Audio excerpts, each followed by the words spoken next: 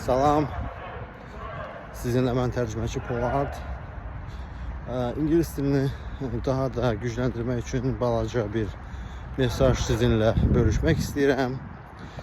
Bu ingilis dilini siz hər hansı bir müəllim yanına getmədən asanlıqla WhatsApp vasitəsilə daha da gücləndirə bilərsiniz. Xüsusilə də ingilis dilində orta səviyyəsində bilən şəxslərə aiddir bu mesajım.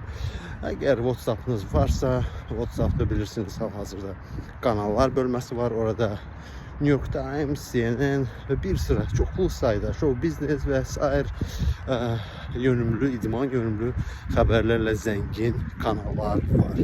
Siz bu kanallardan istifadə edərək sözləri çıxartmaqla, yeni sözləri yazmaqla ingilis dilini mükəmməlləşdirə bilərsiniz. Ben başa düşürəm.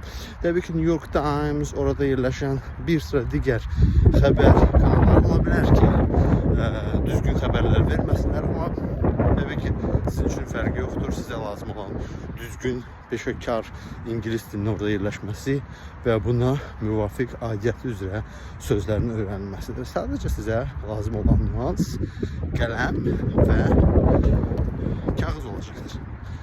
Sözler yazacaksınız, öğreneceksiniz. Çalışın ki, gündəlik olarak öğrenilen söz sayı 10 ədədi aşmasın.